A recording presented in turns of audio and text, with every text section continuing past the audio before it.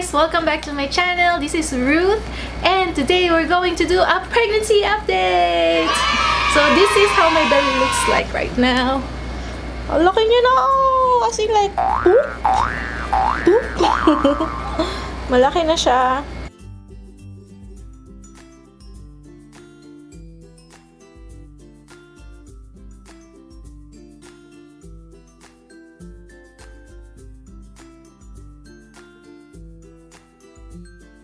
So, for my pregnancy update, I would like to apologize, guys. It has been so long since I have updated the video. It's supposed to be an every week thing, but then it's going to be a trimester thing na lang pala.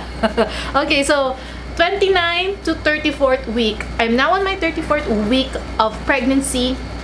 And so that's basically the third trimester of my pregnancy. I have to tell you a lot of things. So many things happened. So let me just check my notes. A lot of things happened, guys. As in, sobra dami. Okay. So let's start with the minor ones. I've noticed that my movements are slower. When we are walking in the mall, John will be like walking past and I'll be like, wait for me, walk slower please. Ganon. Sobrang bagal kong kumilos. I always pee at the middle of the night once or twice. It's been consistent na. Dati it just happened out of the blue, 3 out of 7 nights. But now, every single night, I have to get up and pee at night. So, yun yung sinasabi nila. Tinitrain na tayo ni Mother Nature na mag-take care of the baby. So, ganon. Okay. The next thing is anxiety levels. So, yung anxiety levels ko minsan tumataas. So, laking tulong na everyday I do hypno birth. I listen to hypnobirth CDs. I listen to meditation and yoga. It's a big help kasi yung anxiety levels mo when it comes to the pregnancy and the birth is like to the roof. So, I also did write down all my fears and try to face them and deal with them before labor para hindi ako yung parang tense up which help pag tense up ka kasi it will slow down your labor much more and you will have adrenaline in your system and that's not good. So you're supposed to relax during the and you can do that if you have already dealt with your fears, you have practiced yoga, practice breathing, reframing everything that's happening. So I'll also enrolled to a class. It's going to be on December 2 and I don't know if hindi pa ba ako manganak na pero yun na kasi available. And I'll also listen to a lot of online classes which is on YouTube and Facebook, lahat ng all about labor and everything. I need to really prepare. So that's how I dealt with the anxiety of the just getting prepared. For me, that's how it is. I already got prepared by shopping. I really think that I have everything that I need. Super minor na lang yung kulang, so we're just waiting for the sale this coming November 18 sa SM and we're gonna get the little stuff like yung mga pang toothbrush, yung mga pang clips, mga tiny stuff na kailangan ni baby, pang ligo, mga ganon, stuff like that. But everything else, I feel covered na talaga lahat. So that's how I deal with the anxiety levels kasi umaakit siya. And then, update, nung kamay ko na naninigas, I found out it's a vitamin B complex deficiency. So, I started taking B complex. It is so much better. Andun pa rin siya, in one hand na lang, pero it is so much better than both of them na talagang naninigas and all that. It's so much better. So, yun pala yun. Yung kaya pala naninigas yung kamay ko, it's because of the B complex deficiency that I have. And also, energy level. It's super low na these days. Like, sometimes there are days na I'm so low energy na I just want to sleep the whole day. And there are days na, like today, I was able to film videos today. So, I am just like, up and down, up and down. So, may mga days na gusto ko mag-nap, every after meal, may mga days naman na I'm so motivated to finish something. And when that happens, I take advantage of it. I try to accomplish something worthwhile. So, yun yung energy levels ko. Okay, one big change. Okay, this is one of the two big update that I want to tell you guys. My stretch marks have arrived.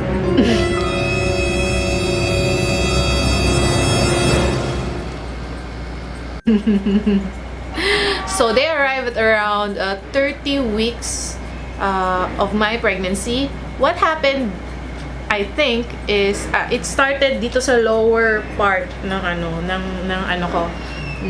belly, which I don't see that much anymore because when I look down, I only see the upper part, you know, and then the lower area ng abdomen ko, I'm not really able to see it, and I think I probably didn't put enough oil in them, so I got depressed for a few days, honestly, guys, because I really thought that our genes doesn't have stretch marks, but then actually my mother's side, they don't have stretch marks, but my father's side, they do have a lot of stretch marks. So the number one sign is bigla lang talaga siyang kumate, and I didn't think na it was stretch marks. I was thinking maybe it's the clothes that I'm wearing, masyadong kapet, or yung material niya is not so good. So when I was wearing those clothes, I thought na yung clothes.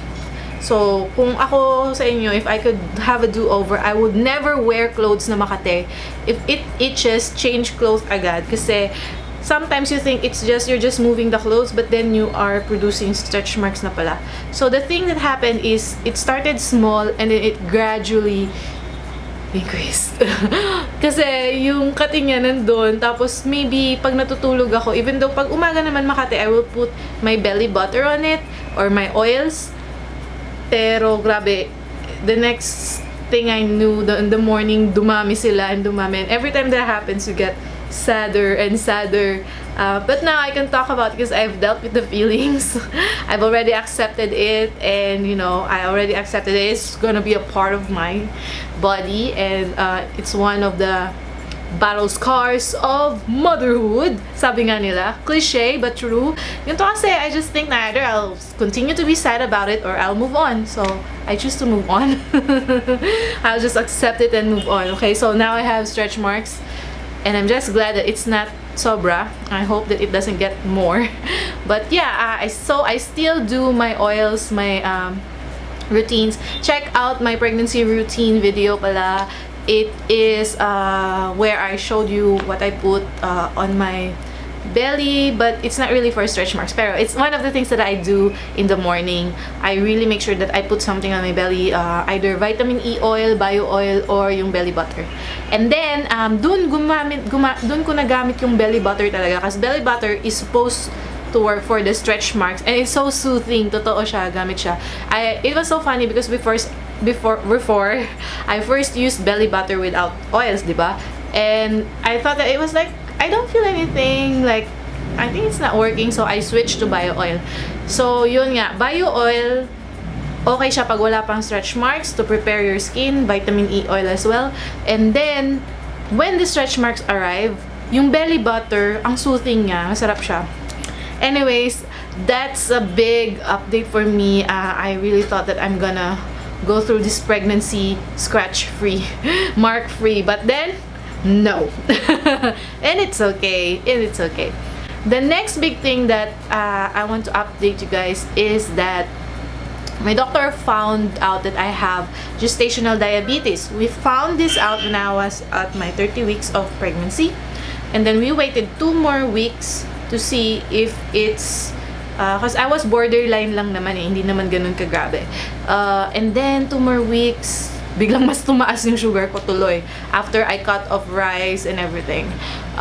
So then I was diagnosed as a gestational diabetic person. So now I have to monitor my sugar. So if within a week, more than half the week mataas yung sugar ko, they have to get me on insulin. But if it is less than half the week na okay naman yung sugar ko, that means that I'm diet controlled. So there's nothing to worry about. At first, ang dami kong anxiety about that, ang dami kong fears about that, and talagang na-shook talaga yung world ko. And I'm shooked. Na-shooked ako. I'm shooked. I was shocked.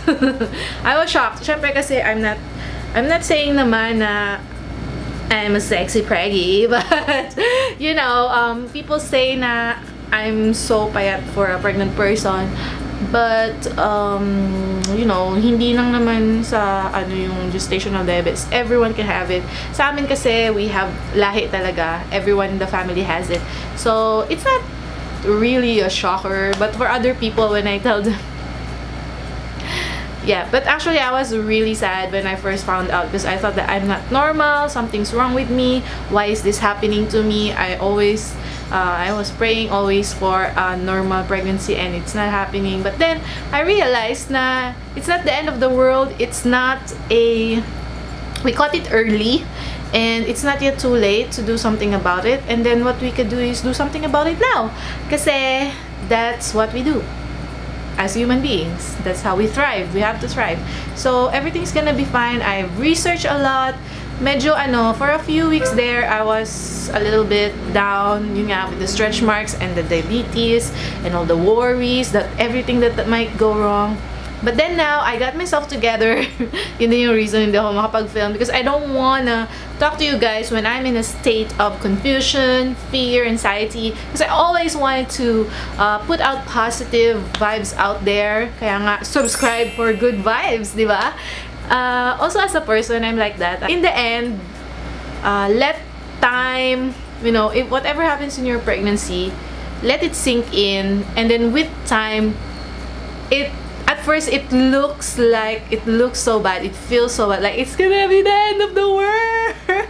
I felt like that kasi siguro yung hormones, like you cannot do water birth anymore, like no, it's gonna be the end of the world. But no, it's not like that, guys.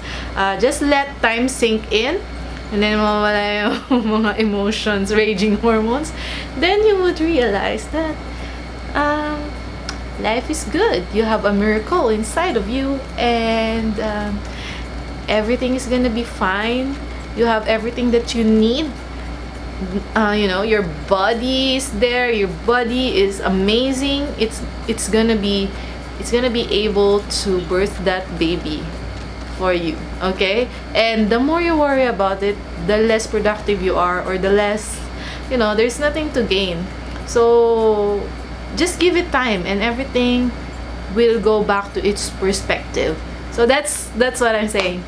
Anyway, so yun nga, let me summarize everything that I just told you guys on this video. I think I talked a lot on this video. So in summary, on the third trimester, movement is slower, anxiety levels are up. For my B complex, for my hands, I just used B complex and I solved that already. And energy level is sometimes, most of the time, low, but then you get to have breaks or days wherein it's high again. So high, low, ganon. Yun. And the two biggest things that happened to me, stretch marks came in and I found out I have gestational diabetes. My baby is bigger than what he's supposed to be. But so yeah, there's still things that I can do about it. I still have like the last stretch. Okay, so we're now at 34 weeks.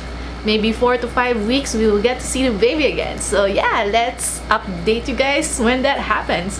So thanks so much for listening and watching this video. If you find this informative, useful, or you like this video, or you like the stories, or you like me, give it a thumbs up and subscribe for good vibes, guys. And also, I will see you on the next video.